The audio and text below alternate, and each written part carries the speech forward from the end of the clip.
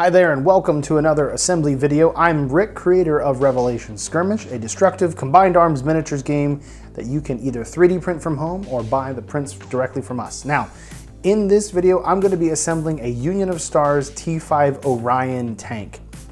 You can purchase this model, like I said, from our site. Link is in the description below. Now, this version of the Orion is made up of 11 parts plus the large vehicle base. As with all of our bases, if you see notches, they indicate the rear arc. So the Orion is pretty straightforward as far as vehicles go. There's not a lot of guessing necessarily, but I think there's still a couple of things that some people might get snagged up on. So I want to try to make sure to point them out in this particular video. So the Orion has the hull. You've got 4 different sections for your treads. You have your turret with the ballistic cannon, 2 machine guns, and 2 anti-missile or AMS turrets. So let's go ahead and assemble the hull first, because that part might be, it should be pretty straightforward. Now, you'll notice that the treads are going to just plug in. You have 2 peg holes on either side, plus obviously the big one for the turret. So let's go ahead and glue these first. So we'll try to do one side at a time. I'm gonna go ahead and have these ones so they can start to dry a little bit, which in theory should make this assemble a slight bit easier. And because what I want is to kind of attach them quickly. Oop, oop, oop, oop, oop, making a mess. My hope is that if I can attach them quick enough that I can then, and there's better ways to do this. This is just quickly how I'm deciding to do this now as I record this video.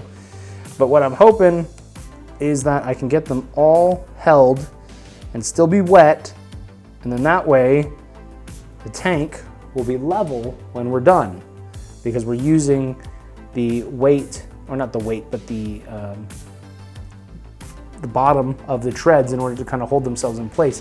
Now, what would really make this difficult would be that if when you were printing them, if there was any sort of print nubs or flack or any other material on the bottom side of the treads would create an issue. Now, these do print in such a way that they're more angled like this, with the inside part of the tread being the bottom. So then that way the tread itself actually isn't touching the build plate.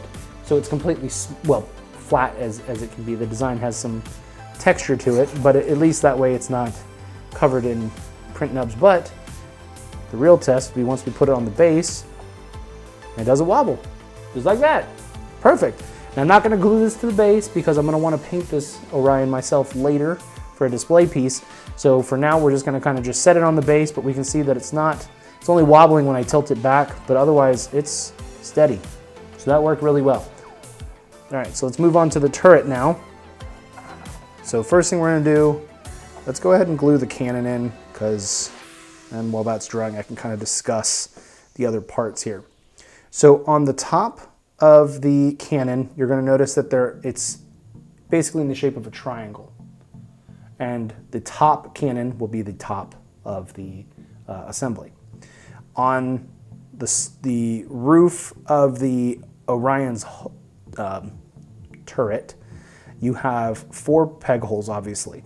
The 2 in the front, which are slightly larger, are going to be for your machine guns. The 2 in the back are going to be for your AMS turrets.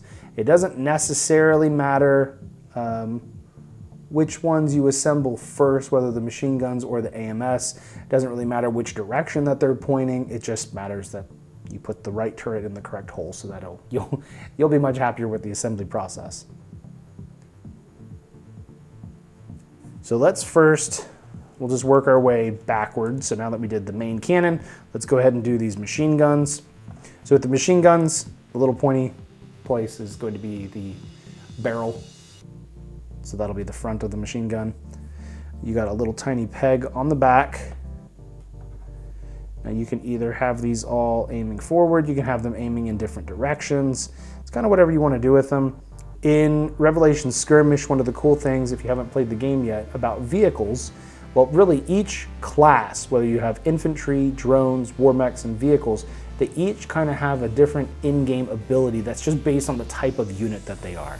So with vehicles, when they activate, when you're using them and you decide you want to perform an attack, you get to fire all of your weapons one time for one single focus. And you'll notice on your stat profile how many focus points that particular unit has. Typically for most vehicles, you're going to have 2.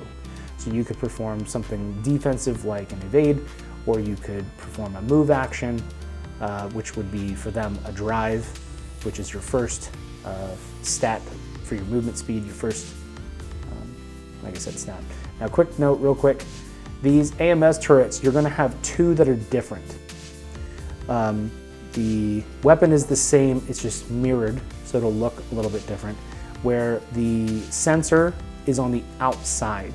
So what we're going to want to do, if we point the barrels away from us, so like we're at the back of the Orion or behind the Orion looking forward, the sensor needs to be on the outside in either direction, and it will tell us. So if it's outside on the left, that is going to be the left AMS, and if it's obviously on the right side, it's going to be the right AMS. So as I was saying, so with vehicles, they all can perform an attack with all of their weapons for one single focus point, and that's the vehicle's kind of special ability, because vehicles are typically going to be crewed by multiple people. They're not like war mechs where it's one single operator in there. So because of that, to kind of simulate multiple crew members all performing whatever their job is in that particular vehicle, vehicles are able to fire everything.